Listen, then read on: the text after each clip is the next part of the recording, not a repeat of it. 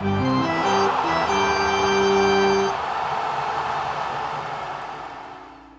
Jeremy Wolf, Executive Director of More Than Baseball, and this is the third episode of The Grind.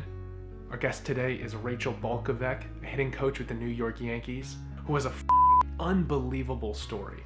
Her journey in baseball is the exact epitome of what The Grind is, and we're so excited to bring you her story today.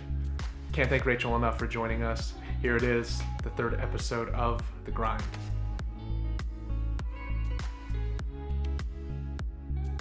Right. Like, I know everybody says that, like, you know, start us off from the beginning, but like, why are you a coach with the Yankees? Like, what, like, where did the baseball? You want me to tell, like, I mean, I could tell that in a minute, or I can tell that in 30. It's up to you. Tell it in a minute. In a minute? Okay. I mean, is this about my journey or is it not? Because the thing is, okay, so I grew up in Omaha, Nebraska. I played softball competitively. I played softball in college. I did a master's degree at LSU. I did about 7 internships. I've lived in 15 different cities. Most recently, I moved to Europe to do a second master's degree. While I was there, I was kind of scouted by the Yankees, if you will, as a hitting coach. I knew the coordinator from when I was with the Astros for 3 years, and now I'm a hitting coach. That was a minute, I think. That was. Do you want me to expound upon that? I would, yeah, I would. Because at what point was it like softball career and then either go get a job in finance, or was like, I mean, do you want me to tell the real story or don't you? Because there's never a job in finance. Let me just tell you that right now. I was never going to be a normal person. I was never going to have a normal job. I was never normal. Yeah. Ever. So I think what's interesting about this podcast is I imagine there's probably going to be mostly like players listening to it, or at least at first. And, you know, if that's the case, like keeping the audience in mind, I would like to tell like a little bit more extensive part of my journey, unless you have like specific hitting questions, but I don't think this is what this is about. It's called More Than Baseball. We're not talking about swing mechanics here. Yeah, I grew up and I was always very, I just was an oddball, or like an outlier. I don't want to say an oddball. I was a huge outlier. I was always against the grain. I was a super tomboy. I was definitely athletic, but also there was more to it. Like when I was in 4th grade, I said I wanted to be the first female kicker in the NFL. And if you break that down a little bit, you're like, okay, that's a big dream. You want to be in the NFL. But I actually said in the assignment, it was like, I want to be the first female kicker in the NFL. Like, how did I know even to say I want to be the first female? How did I know there were no females? How did I know that I could do that? I wish I could go back to my 10-year-old self and be like, what made you like this? Because I think it would be beneficial for all people to have that kind of vision when they're young, or just to understand the greater purpose when they're young. And I definitely did from an early age. And I just, you know, when I was going through high school, obviously I wanted to get out of Nebraska. Omaha's a great place to grow up, but I just always had this calling to be more cultured, and I was curious about places and people and different cultures, and segregation and racism, and understanding those things. And I've always been fascinated by the Negro Leagues and the injustices that have been done in sports and how those were overcome. I was always fascinated by that. So I went to school, a long story short there, went to school my freshman year at Creighton University. For the sake of this podcast, I will say that I developed a really bad case of the yips as a catcher. So I I could throw a second on my knees, no look picks. I had a laser. I enjoyed, it was like one of my favorite things was just like read runners, pick people off, great arm. To like in a couple of weeks, I just forgot how to throw the ball back to the pitcher. So it was obviously really tough. Mental skills was like not a thing in 2005 when I was a freshman in college.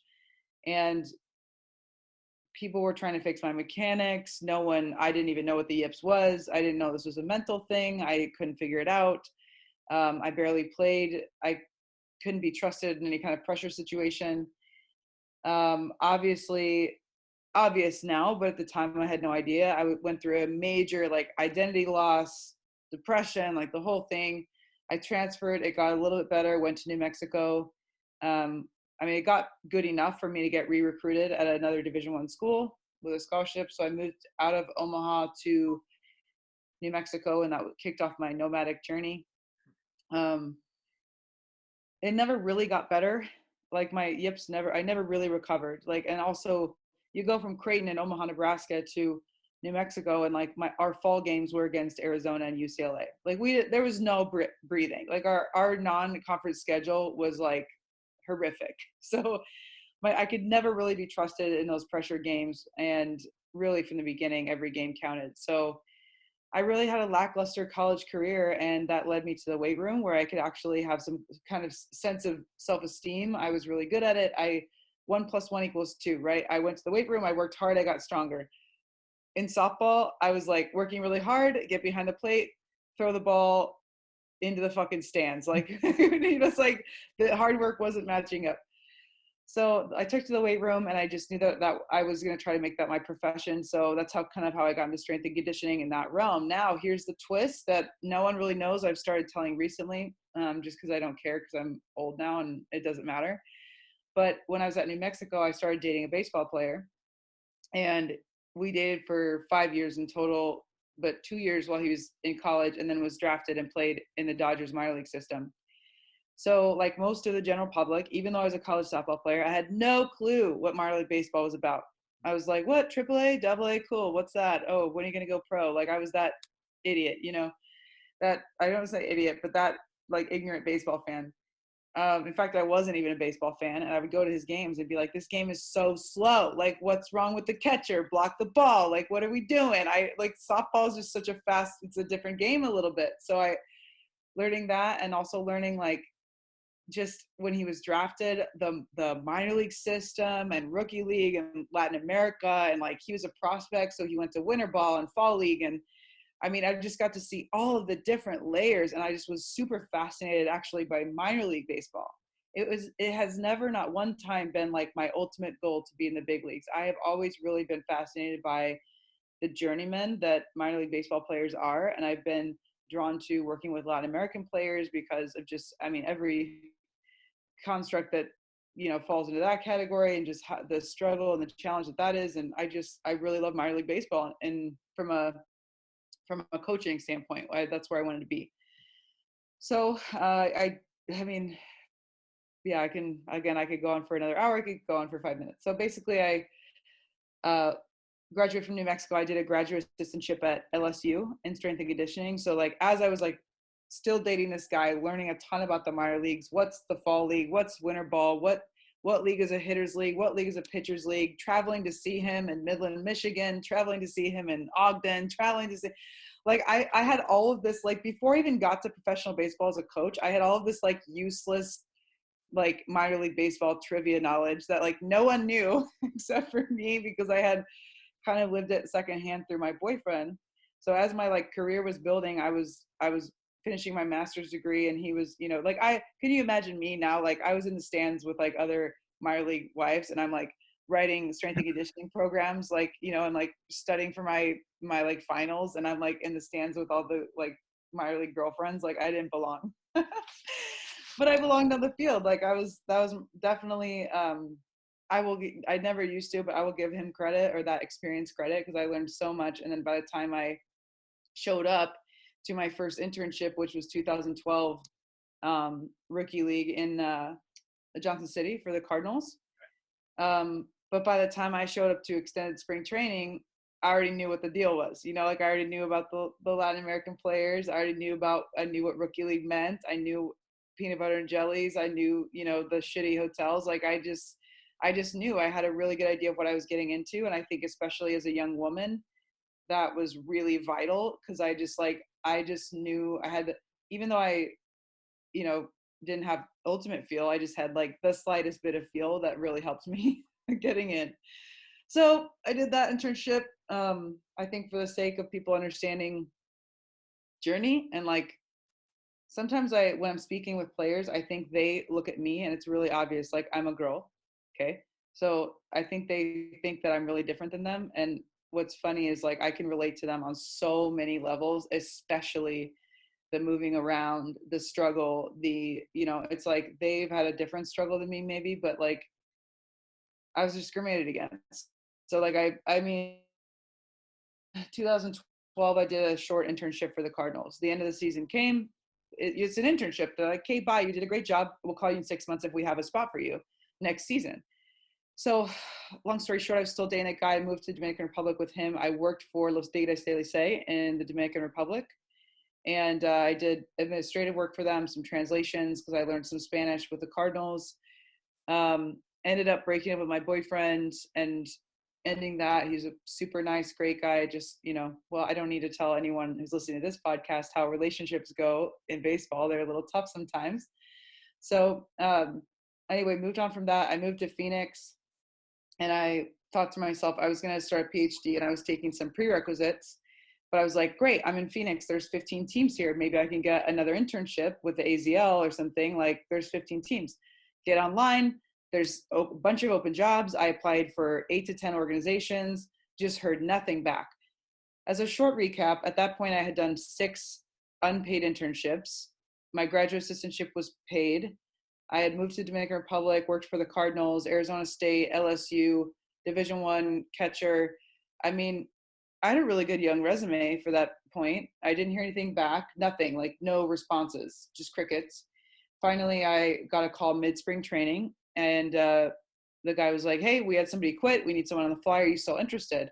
They were desperate. So I'm like, "Yeah, of course I'm so interested." By that time, I had picked up a waitressing job, so I'm waitressing with a master's degree, and I'm like, "What am I doing? I'm a professional strength coach. Like, I've been at LSU. I've been with the Cardinals. Like, what am I doing?" So we go through the interview process, went really well. He was like, "You're our girl. I'll call you in a couple of days. I got to get some paperwork together." I'm like, this is awesome. Never heard from the guy. Uh-huh. And I'm like, I do the courtesy follow-up. I do the thing. I'm like, what's going on? This is like a little weird. I get a phone call like 3 weeks later from him, and he's like, "Hey, I got some bad news. I'm really sorry. I just want to be honest with you. We're not going to hire you." And I was told it's because you're a woman. And I was like, I was shocked. I was a little naive, I think. I definitely was very naive. I didn't understand that I wasn't getting callbacks because of my gender. And he was sorry. He was like, "I'm really sorry. I want to be honest with you and just tell you." And I actually felt kind of relieved because I was like, well, at least I'm doing the right things and I'm putting in the work is kind of paying off, but not in the way that I want yet. He was like, you did great in the interview process. I want you to know you're doing the right things. And I'm like, wow, well, thank you. And he was like, well, it gets worse. And I was like, what, how is this going to get worse here? And he's like, well, it took so long to get back to you because I called all the people that have open positions in Phoenix, and they all said the same thing, that they had received your resume because you applied for every job, and like, they're not going to hire a woman. So I was faced with a decision, and I think, that's why I said it's like you can, in those moments when players, I think, look at me probably externally and they're like, how can I possibly relate to this person? Like, this is the time, right? You get released. Do you go play independent ball? Do you stay in it? Do you try to chase your dream, or do you fucking go get a bank job? So for me, that was, I had 10 universities contact me about Division I strength and conditioning positions, but I knew I wanted to be in baseball. And I knew that I would regret it. I knew I would fucking regret that if I quit and I went and do a college job, because I was so close. Like, I knew that I was doing the right things, and people were looking at my resume and going, this is a great resume, but there's just this little gender issue going on.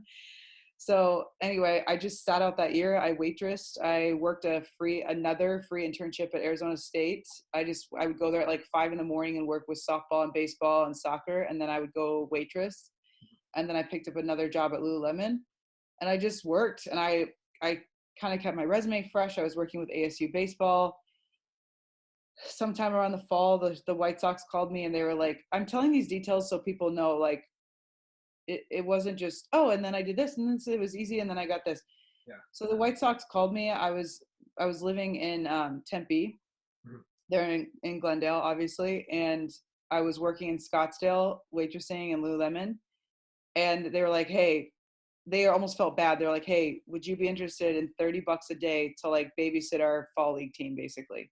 And I was like, Yeah, and I was like, "Of course, I'll do that." And they're like, "We're sorry, like you only have to come for 2 hours, like do your thing." They were like apologizing. They're like, "We're sorry, it's such a shitty pay. And I'm like, "No doubt."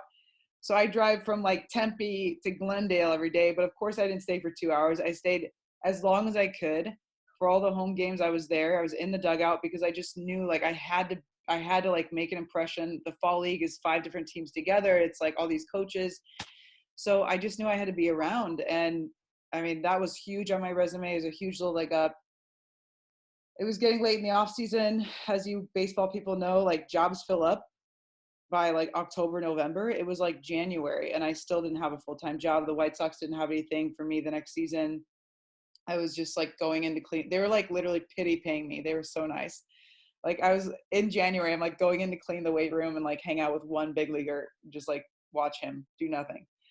And I'm like, oh, I'm like, yeah, I'm going to sit out another year. So I applied and got accepted at Cressy's internship. And I don't even know how the fuck I was going to move across the country, but I was going to move to Boston and sleep in my car to do an internship with Cressy because I was like, well, if I can't get in baseball, I guess that's the next thing.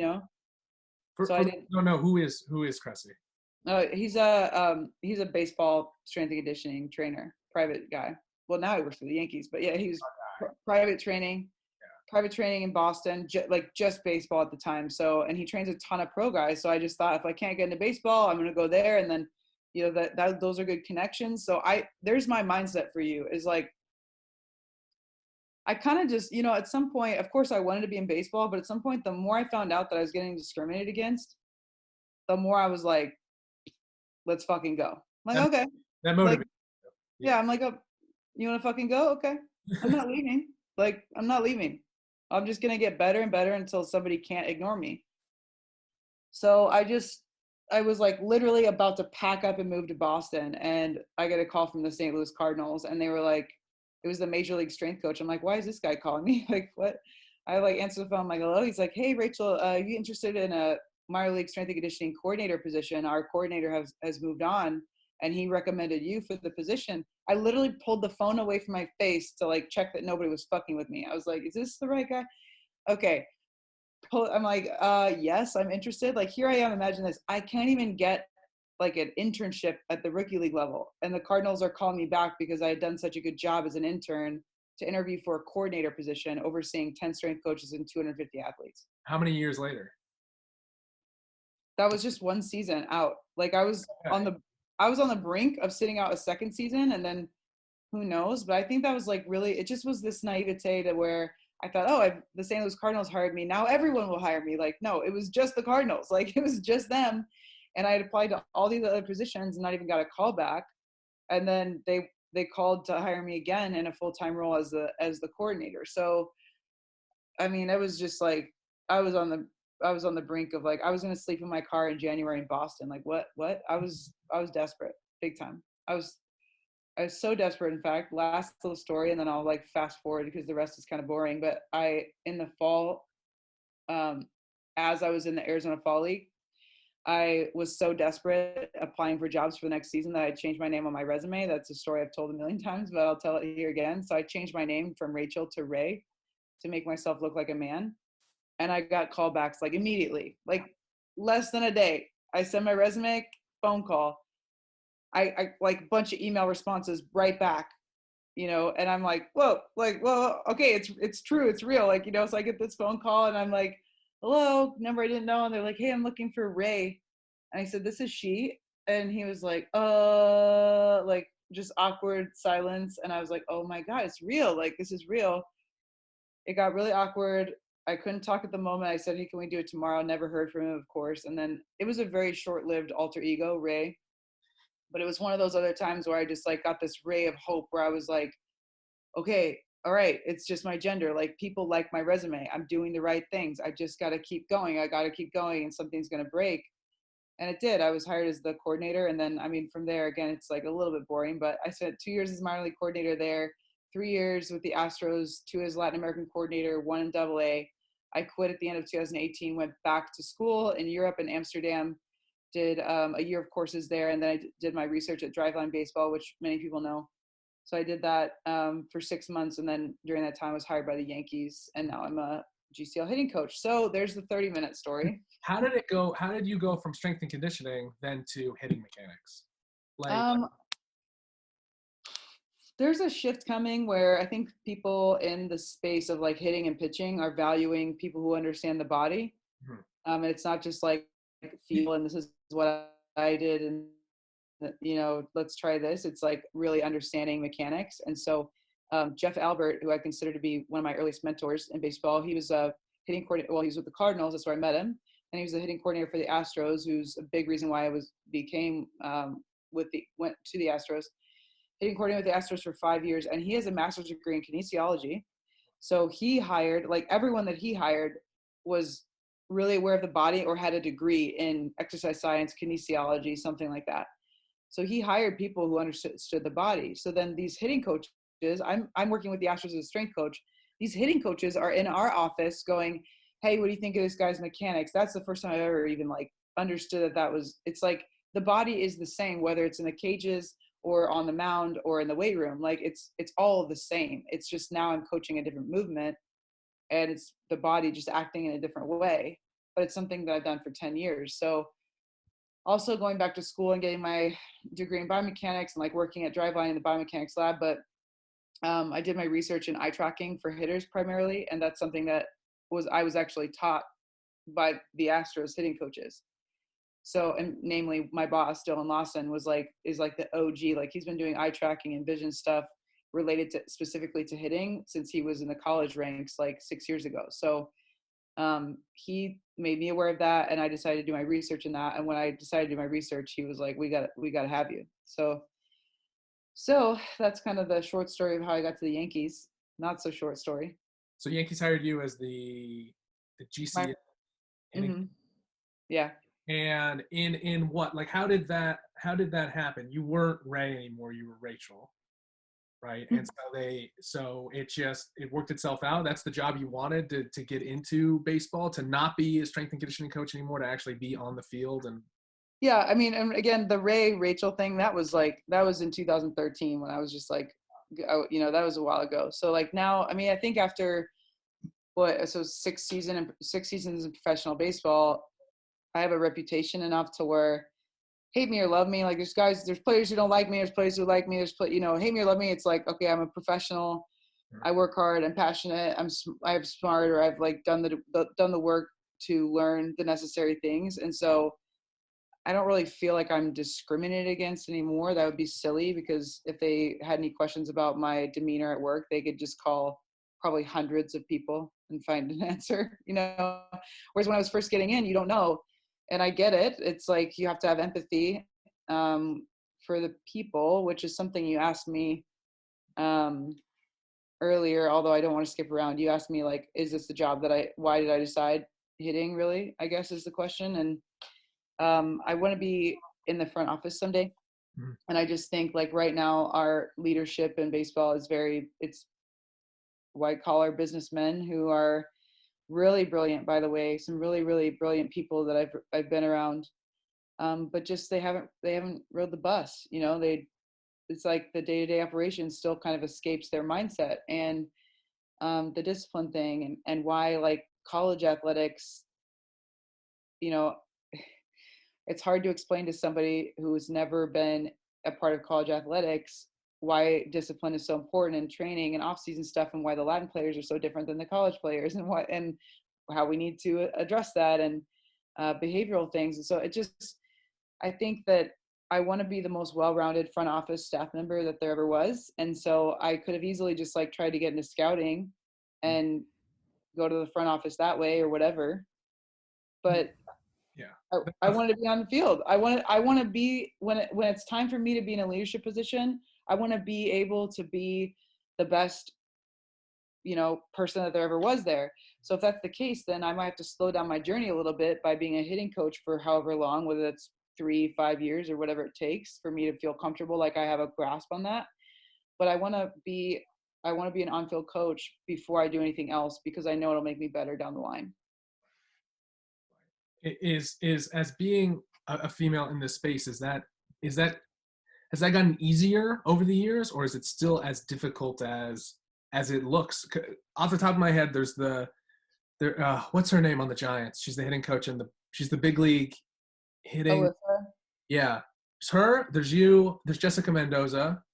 Jess is right. She's an announcer. Rachel Folden is a fourth coach for the Cubs. And then there's another woman with the Cardinals who I don't even think anyone knows about. Her name's Tina, and she's also a fourth coach for the Cardinals. And is it getting easier to be a female in the space, or is it still really difficult to? I mean, your resume is obviously clearly very, very highly qualified for. I played 2 years of minor league baseball. I could have been a GCL hitting coach right when I was done playing. You had to take this circuitous path to get to the same spot, right? And so in what way, if there's a girl who's listening to this who's in college or even just a minor leaguer is like, how do I maximize what I'm doing? How would you say that you kind of utilize both being a female in the space and being one of the only ones to then maximizing like everything that you're doing? You know what? Two things. Like I think this will kind of answer your question a little bit, but you said a couple of things that I want to touch on is like, is it getting easier? Some days I feel like it is. Some days I feel like we've done nothing. It just depends on the day and the situation. It gets easier as I get older because now it's like I'm finally to an age where I can look at a guy and be like, hey, so like, do you have a girlfriend? And I'm truthfully like, I think I'm old enough to where they're like, oh, she's my older sister asking. And there's no weirdness. Like when I first got in, I was 24. I'm like, there were guys on the teams that and extended and whatever that were like 23, and it's just a different dynamic. And I had no experience, and so I was wearing men's extra large shorts and covering, covering every shred of femininity that there ever was of me, so that I was just not a distraction. And I did that intentionally for a long time. And like, I kind of joke, just in the past few years, I finally worn clothes that fit me, and I'm okay with that. Yeah, I'm like, yeah, I'm 32. You want to look at my ass? Great, enjoy it. Like, I don't care. I'm finally, it gets easier for me because I'm getting older. And then there's a little separation there. It's still hard some days. Like, I still have to work harder to prove myself, even though I have done everything that I've done. I still, no matter what, the two of us walk into a room and you're going to get more credibility than me. Even if you were just fresh out of even if you were, 25-year-old you or whatever, we just fresh out of your 2-year minor league career, like no matter what, we walk in a room and they're going to assume that you know more than me. And that's already happened a bit with the Yankees. But again, I'm empathetic to it. So two things that I want to touch on, because you're like, what would you say to somebody who's getting in or whatever? Number one is you said it, right? You had a 2-year minor league career and you could have walked straight into being a GCL hitting coach. And I've had this like really long and winding road. And I'll tell you what, I am so glad that I was discriminated against. I am so glad that it took me longer than other people. I'm so fucking glad. I cannot be touched. You can't touch me. So even though you would have had a faster path, I'm like, that sucks. Yeah.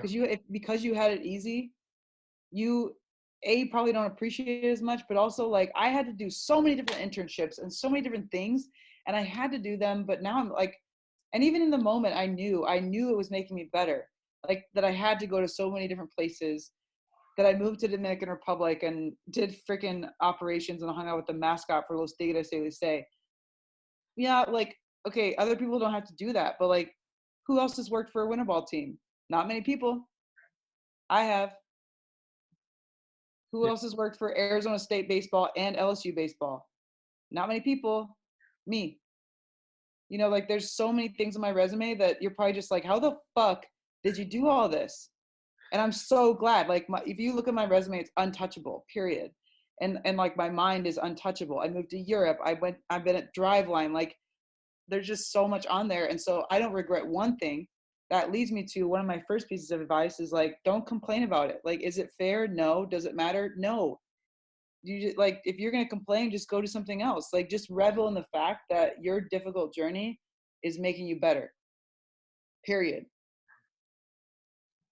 Like, do you want to shoot? If you're a minor league baseball player listening to this, do you envy the guy that has a big signing bonus that's going to shoot straight to the top? You shouldn't, because you have more time to develop. The experiences that you have, even if you don't end up playing at the big leagues, like, why do we envy people who have it easy? That's ridiculous.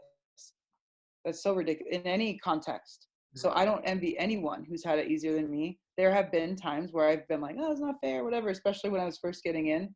But I look back and I'm just so grateful. So that's number one. Number two is empathy. So like I now, it's a new organization. The guys don't know me. They've said some things that I probably take offense to. They're just like, kind of like, oh, is this your first job? And I'm just like, like, you have no idea. Like, no, I've been so many fucking places and they have no idea. And they say some things and I just have to be empathetic because they don't know. It's like, it's different. Anything that's different, change of any kind, right? Change for you, change for me. If something's different, it's a change for me, I don't always handle it the best. I have to process it. I have to think about it. I have to go, am I okay with this? All right, I'm okay with this. Now, how am I going to act? Like, I have to be so empathetic that me being in their ecosystem is just different. It's not because I'm a girl or whatever. It's just like, it's just something they've never had before. So some guys are adjusting really well. Some guys have already told me like, oh, my sister played college softball. Like there's some guys that are more able to, for whatever reason, accept me. There are some guys that it's going to take years. And I'm just like, okay, I'm the different one. So I always liken it to, most of the listeners here are probably male, so this is gonna be funny, but like when I'm at work, a lot of times, no matter if that's like I go, when I was traveling with Double A, right? You go in the coach's office, the toilet seat's up. Is it because they hate me? Is it because they're discriminating against me? Is it because they don't want me there? No, it's because they're not thinking about it. Like they've never had to think about putting the toilet seat down for a female coworker. So like it just is what it is. They just are adjusting to change. They're not being rude. It's just it doesn't cross their mind. So I have to metaphorically put the toilet seat down every day in some way, shape, or form. And I just do it because it doesn't bother me and I try not to take offense to it. And I think I would tell my younger self or anyone who's doing something different, you have to have empathy for the fact that it's different. And in your mind, it makes sense. And in your mind, I don't think of myself as different. I sit in a room full of 50 coaches every single morning, and I don't even notice that I'm the only woman until they go, all right, guys and ladies. And then they look at me, and I'm just like, oh, right, I'm a girl. I don't even think about it. Because again, this wraps all the way back to I have had this long, arduous journey. I've lived all over the world, all over the country. I've moved 15 times. I've slept on couches. I've slept on mattresses on the floor. I pack all my shit in my car every year. Like I can relate to these guys so well. They don't know it though. So I see myself as the same as everyone else in the room. My arm hurts. I woke up this morning, my fucking arm is numb. Like I relate to a guy, I had the yips. Like there are so many things about me that I relate to them about and they relate to me about, but they don't know because there's this external thing. So I just have to be empathetic and understand that my outward appearance is different for everyone in the room. So empathy is definitely something that has come over time. And I would definitely tell my younger self, like, dude, just chill. They're not trying to be mean. They just haven't thought about this before. The whole idea of doing this podcast or just having these conversations is to bring out the personality and actually bring out the people who are in the minor leagues or who have gone through the grind that is the minor leagues. Mm-hmm. You have grinded harder than any person I've ever talked to. Right? Guys who played, you deserve an award. I think it's the graphic up, like all this music and everything. But no, you have. There are people who are just going through the motions, and everything that you did had a purpose. Everything that you did was for a specific reason, for this goal, right? Which was, I'm sure, was changing over time too. I'm sure it wasn't just, I'm going to be in this point. It was, well, I'm going to be here right now. And, oh, this is going to change and I can use this path to get me here to where I want to be, or take and roll with the punches, right? Yep. It's a testament to like what baseball teaches you, right? What baseball does to you. So the first person we interviewed was Zach Penprice. Zach did 2 years of minor league baseball and then 8 years of independent baseball in Fargo, North Dakota. Yes. And 8 years of doing it taught him everything that he was ever looking for in baseball to then go back and teach it in a mental skills capacity, right? Yep. And so grinding, whether it be having 3 jobs and then driving to Glendale, which nobody wants to go to, or going to Europe and doing all this stuff. It's in the same vein as sitting on a bus for 3 years, grinding it out in Lexington, Kentucky, to then go into Des Moines, to then go into Burlington. And there's so much that even other baseball players can learn, but then just to go back and teach you about like life and how to roll with the punches, right? How to have empathy, right? Striking out teaches you more than hitting a home run does. Mm-hmm. And so, I think that it's incredibly important to have these conversations, because even when you're on a bus in Burlington saying like, what the hell am I doing with my life right now? That sets you up for success after baseball if you can take what you learned in the game and then bring it to either going back and teaching or bringing it to being successful in other walks. 100%. Yeah. These guys that I talk to in the minors, and they're complaining or whatever, and it's just what I just said is like, I'm so glad I went through that journey because I'm untouchable. Mhm. And I don't mean like, oh, I'm better than everyone else. It's like you can't fuck with my mind. And now even if you get released in Double A, you never make it to the big leagues. You're gonna go get your normal job, whatever that is. If it's not coaching, right? If you go and be a financial advisor or whatever, and somebody someday is gonna be like, "Oh, the air conditioning is too cold," and you're gonna be like, "Oh my God, you're so soft." And like it's like you're in the bus and it breaks down and and it's hot and you you're just like untouchable, that it builds resilience. And there's so many of those moments, but I'll close this podcast out by saying like I had a pretty low moment in time, or just mentally like stressed out time, where 2018 I had decided to go back to school, but I had to take prerequisites. And so what I'm about to say is like sums up everything. I was a double A strength coach in the Texas League. So, like the travel is just ridiculous, and you're traveling overnight and whatever. And I was like, we do a 12-hour bus ride. We get off at 6 a.m. Everyone goes to sleep. I go to the lobby and meet my tutor online for physics. So I'm like, we're in San Antonio. I'm a girl. The San Antonio stadium's horseshit. So like the clubhouse is tiny, and there's just really not a lot of room for me in any good place. So I just was like, screw it, I'm sitting outside. So I'm like literally in San Antonio in like August, and I'm studying my physics outside. And it's like, I'm swatting mosquitoes. It's like 100 degrees. I'm sweating. I'm like dripping sweat onto my fucking physics flashcards. And I finally was like, I can't take this anymore. And I went and sat in the women's restroom. I'll never forget this for the rest of my life. I sat in the women's restroom because it was air conditioned in the handicapped stall on the floor of the bathroom in the handicapped stall and studied physics. And I remember thinking in that moment, and I had no idea, right? I was just about to jump off a fucking building and hope my parachute open. I was quitting my job with the Houston Astros. At the time, they had just won the World Series, moving to Europe, depleting my entire life savings, gambling, putting all the money on the table, fucking gambling. And then fast forward 1 year and 2 months later, I made history for the second time under the age of 35.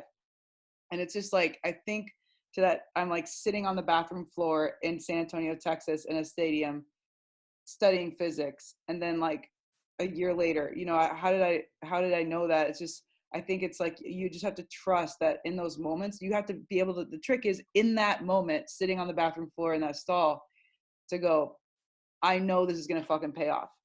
May not be on the timeline that I want. It may not be in the way that I think, but somehow the fact that I'm willing to do this is going to pay off big time in the future. Yeah. Well, I can't thank you enough for doing this. This Really. is fun. Yeah. I want to thank you for what you're doing for the game. Just for being a leader in this space. There's not a lot of people who have that ability to convey that sort of message and also bring it back to in a baseball capacity. And that's what we try to do, right? We're doing what we can to make the game a better place. If that's helping a minor leaguer eat, or if that's getting him a case of bats, or if that's using a group of minor leaguers to go teach a group of sixth graders, it's making the game, it's making the sports, it's making the world a better place because of our position. So I think what you're doing is amazing. And I mean, it's totally reciprocated. I think you guys are just, I just am so, I'm so impressed by you guys. I love people that are living with a purpose, that are living with passion, and you're clearly doing that, and you're giving back, and you're thoughtful. The fact that you even thought to create this is really amazing. The fact that you're following through with it is just phenomenal. So thank you for all the work that you're doing for our guys. Thank you. Appreciate it. This is great.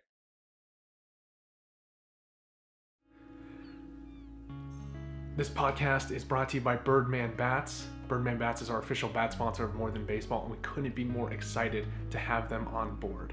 Every single minor leaguer as part of More Than Baseball will receive a very good discount to Birdman Bats. So if you are a minor leaguer and interested, make sure to fill out the intake form on More Than Baseball, and we'll get you that discount right away. Wild Ray Granola, Clean Athlete, Elements Meals are our official nutrition sponsors of More Than Baseball, and we couldn't be more excited to have them on board.